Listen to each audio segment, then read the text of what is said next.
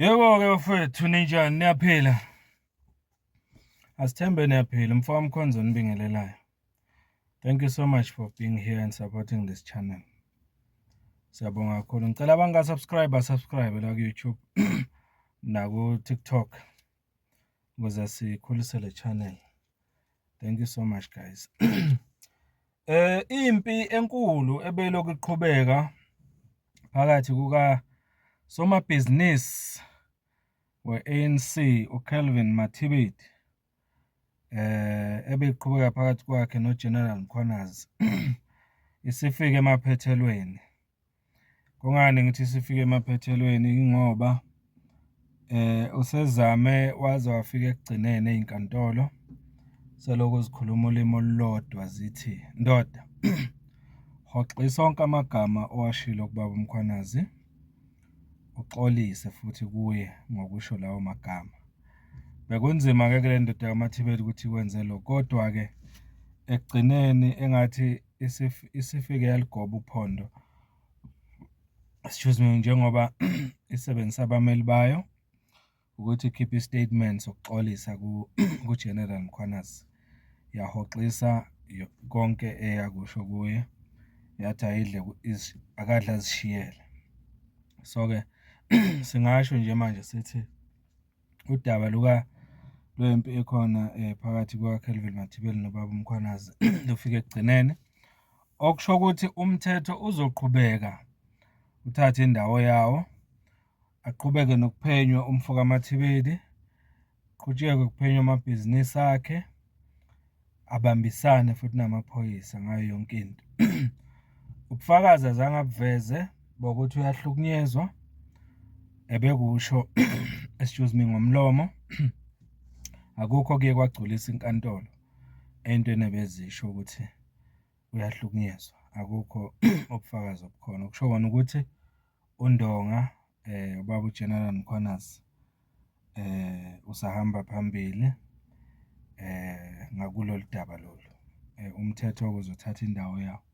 Sithi-ke simbongele-ke ubaba uNdonga ukuthi selokhu uyawina nje. Selokhu konke kuhamba kahle nje. Yonke into ayishoyo ukuthi ikhona ihamba ngendlela ayisho ngayo.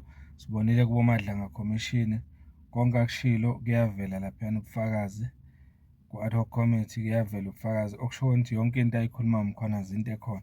Nala endabeni kaMathibedi kuze kube manje ubaba uMkhwanazi ubonakala nje eneqiniso kuyo yonke into, kungamanga yonke into amangalelwa ngayo. So kodwa-ke angeke ngande ukusho nje laba fethu ukudlulisa ukuthi abameli bakhe uKelvin Mathibedi sebathe ndoda akusizi, yenza okusho inkantolo, uhoxise.